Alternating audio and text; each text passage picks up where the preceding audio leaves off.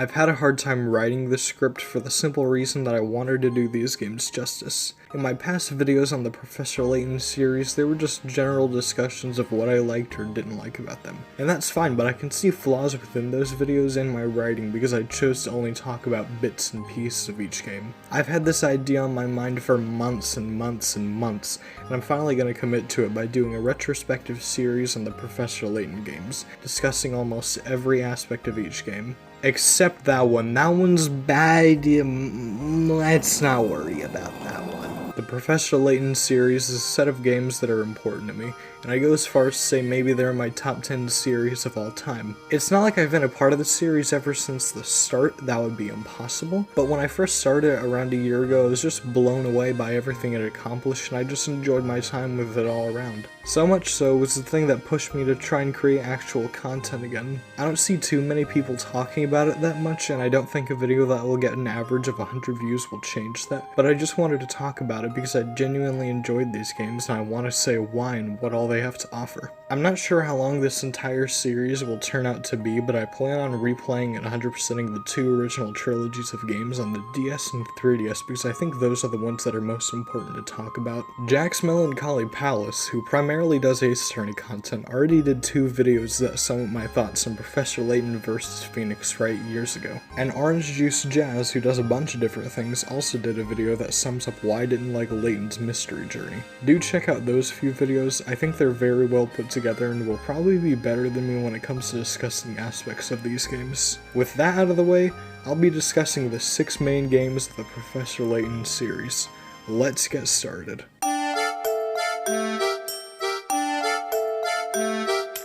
When it comes to introducing these games, I think it's best to start off with the development history of them and what may have happened behind the scenes before jumping into the content itself. As a child, Akihiro Hino was into Akira Tago's Atama no Taisu, or literally head gymnastics, puzzle books. Hino wanted to make a game in relation to these puzzles in some way, but I think that was in the back of his mind since in the late 90s he founded a company called Level 5. Level 5 was mainly a developer and other companies would publish the games that they made. Their catalog mainly consists of RPGs and it still hasn't changed since they started making games. The company stopped being only a developer and started publishing their own games around 2007, starting off with Professor Layton and the Curious Village. When the Nintendo DS released, so did a game called Brain Age, and after seeing the success of it, Hino wanted to make a game that captured the same feel of problem solving and critical thinking that Brain Age had. As said before, Hino wanted to make a game with Tago's puzzles, and with Tago supervising the direction of the game and being dubbed the title Puzzle Master, development of the Curious Village was pretty smooth. Almost all the puzzles in this title were brought over from Tago's books, with only 30 or so being made specifically for the Curious Village, and that was almost the final product of the game, just a collection of puzzles on the DS. This changed though when Hino wanted to make a side story mode where the player would be involved in a story and solve puzzles along the way. This also changed from just being side content to the main selling point. Once everything was completed, the game released and it seems like Level 5 had a hit on their hands because they started development on multiple sequels almost immediately after the Curious Village released. The game released in early 2007 in Japan and everywhere else throughout 2008, and in total the game has sold around 4 million copies, which is a lot. Speaking of a lot, that was a lengthy introduction. It makes sense because it was the first game, but as we progress, some games may have less to talk about development-wise than others for different reasons. For now, let's take a couple of steps back from the things surrounding the game and instead talk about what's actually in it. The Professor Layton series is a set of point-and-click visual novel puzzle adventure games.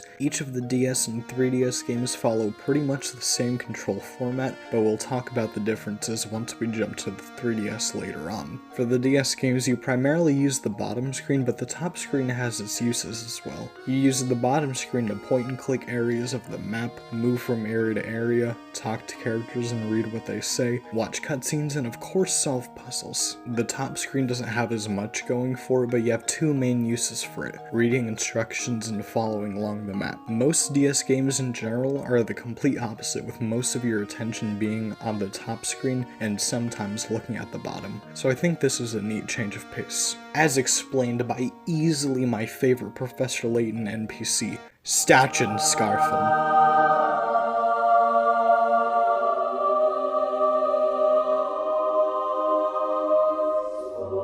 If If you tap around specific areas of the screen, you'll receive small yellow coins called hint coins. Hint coins are in the name. They'll give you hints on puzzles you're stumped on, or if you're stubborn, you can get pretty close to the answer. The thing is, in every game, there's a limited amount, so if you run out of coins, you probably won't be seeing any for a while. My recommendation for getting as many as possible is to touch every single spot on the screen in every location, and you will secure the bag of change. The people in the town of St. Mystere are puzzle fanatics. If you help them on their puzzles, they'll give you information. And because the town itself is a puzzle, there are hidden puzzles in random areas of the map. The later games get more creative with giving a reason as to why they're hidden, but for now they're just hidden for you to find. Because St. Mystere is basically puzzle central, I think the first game handles the presentation of puzzles the best. It feels like later games have to stretch the reasoning for solving a puzzle at times. A lot of characters in the open just say, "I'm stumped on a puzzle." And I feel like that's fine in a town where puzzles are tradition, but anywhere else feels a tiny bit forced. I want to say this is not a bad thing at all, and I'm sure after programming several hundred puzzles it gets a bit tricky to find new ways of presenting them.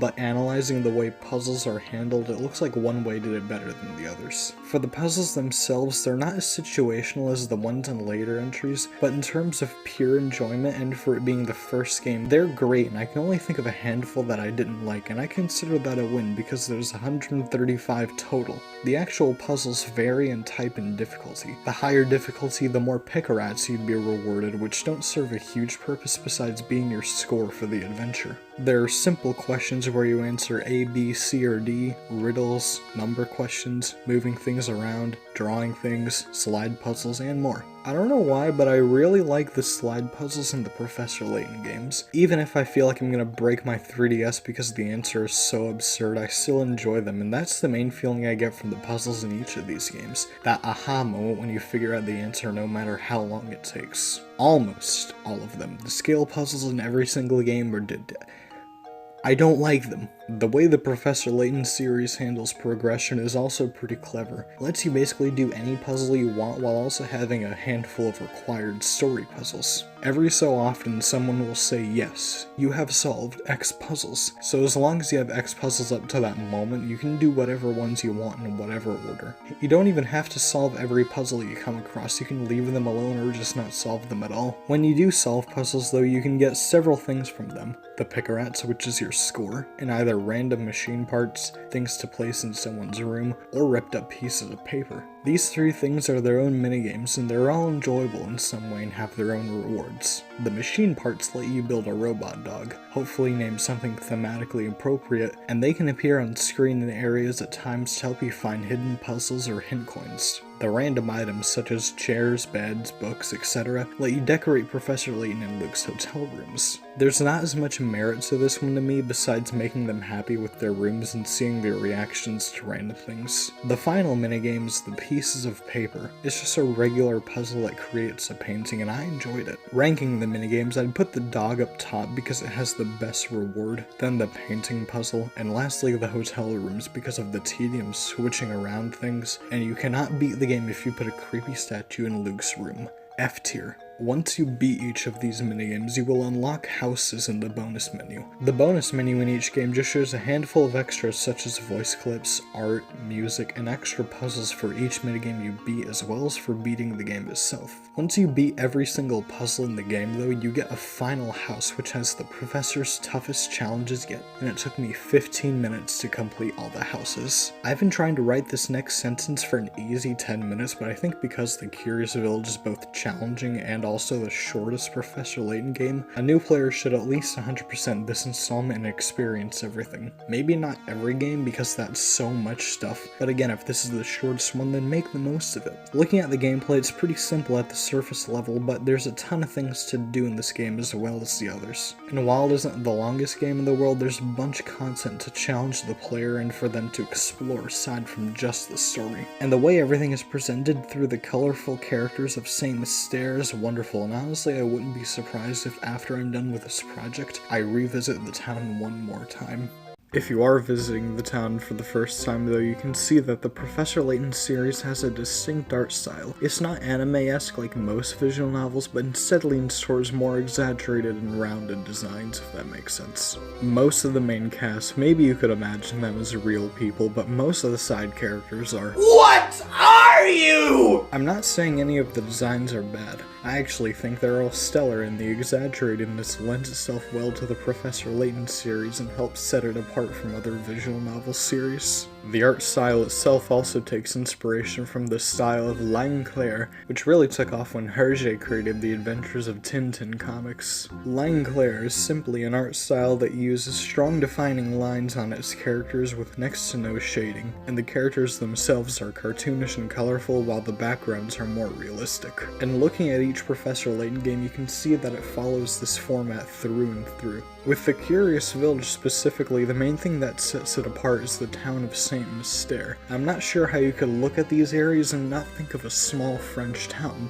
If you Google villages in France and compare each area, you can see that the Curious Village replicates the feel of these villages perfectly, with a clashing of yellows and browns and the small homely buildings. I don't think the Curious Village is the most colorful Professor Layton game, however I still think that this mysterious town still looks beautiful anywhere. There are also cutscenes in the game, and while the characters are a little off-model compared to later games' cutscenes, they're just as wonderful to look at as the environments you traverse. I think it's best to hold off on talking about voice acting until the next game because there's not a lot here, but of what little there is, I think the actors and actresses nailed their roles. Although, on a side note, while researching for the second game, I found out that the voice actor for Akiyama from Yakuza played a role for a character in one of the Professor Layton movies. I cannot escape this man. He plays so many roles.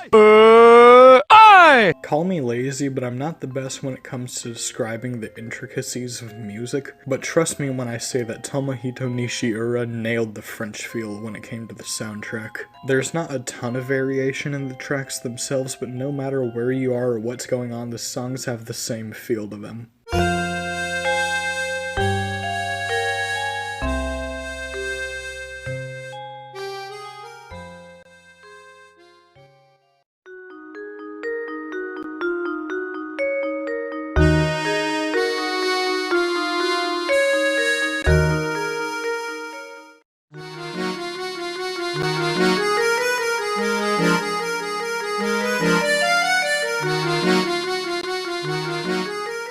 Although my favorite town theme is a little less Frenchy than the other tracks, it still sounds great and tense.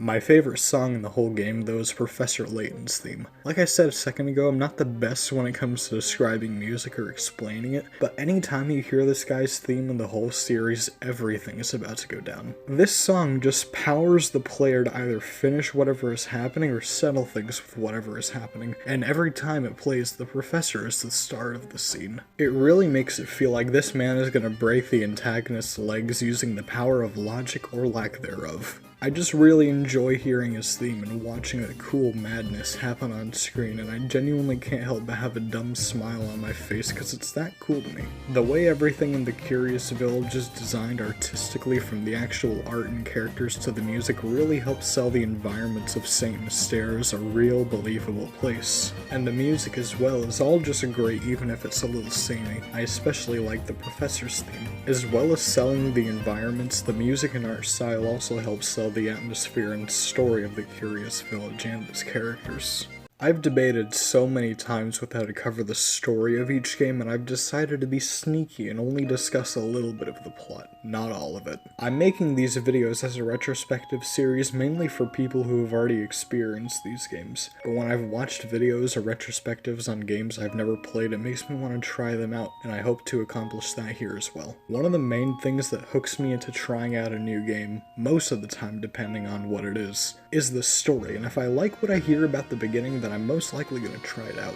Because the Professor Layton series is a visual novel series, there will be a lot of story, and if the story isn't interesting to people, then they most likely won't finish that game. In my opinion, though, The Curious Village has one of the best stories in the Professor Layton series. It may not be as grand or maybe as interesting as other entries, but I still think it's worth experiencing and better than others. This tale, as well as every other game, follows Professor Herschel Layton and his apprentice Luke Triton.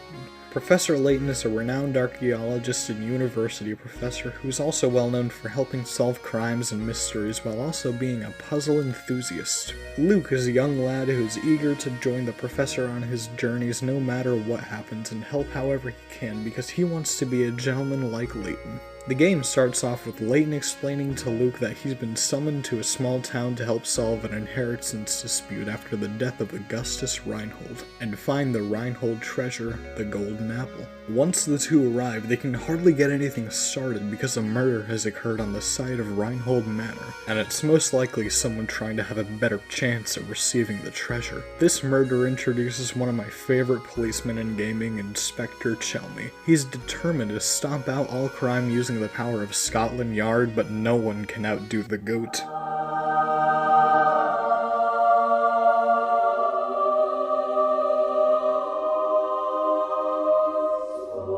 A mysterious mustache man covered in smoke also appears several times throughout the adventure, swearing revenge on the professor. The townsfolk of St. Mystere also tell Layton and Luke to stay away from the massive tower at the back of town because only bad things seem to happen there. As well as a smoky individual, a strange young girl also appears and tries to help guide Layton and Luke to the truth about this curious village.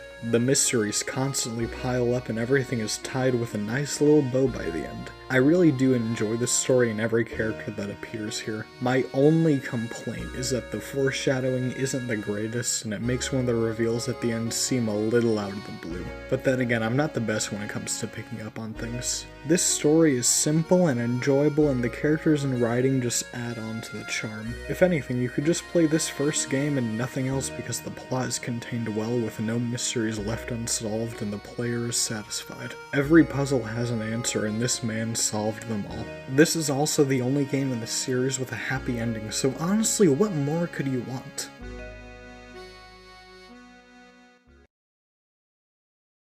Although if you do want more.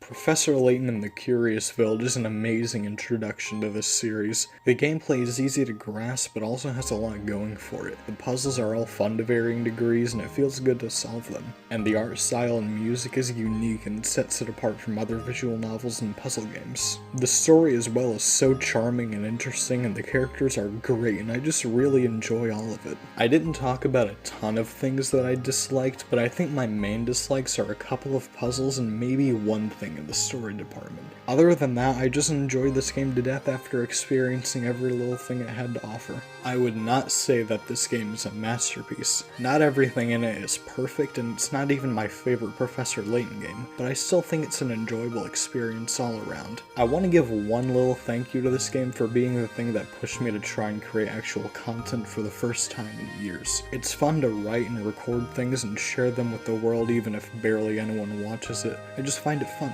Overall, Professor Layton and the Curious Village is a great game. I wouldn't say it's my favorite or perfect, but it's great and I do think people should experience everything in here. I'm gonna steal an idea from Sagan Hawks and his Five Nights at Freddy's retrospectives and do a tier list at the end of every game. I think this one goes in A tier. It's just all around a good time. Good evening, hello, hi, I just finished editing the entirety of this video. I am tired, I don't want to touch any editing software ever again, but I'm going to because I have 3 more games to replay and 5 more scripts to write. So, the main inspiration behind this video was just, I really like this series, and I never see anyone talking about it compared to other things that I like. So I said, you know what? Why not? Let's do a retrospective. And I've seen so many people do retrospectives of games or movies or shows or whatever, and I wanted to do my own. If you've already seen the videos of the examples I put in the video earlier of like Five Nights at Freddy's or Yakuza 5, the people who made those videos, they released them in parts, and then they combined all of them into one giant video, and I kind of want to do the same. It definitely will not be 4 and 7 hours long. I maybe an hour long by the very end because the videos I make are between 15 and 20 minutes, but we'll see. I hope whoever watches this enjoyed it, and yeah, that's it.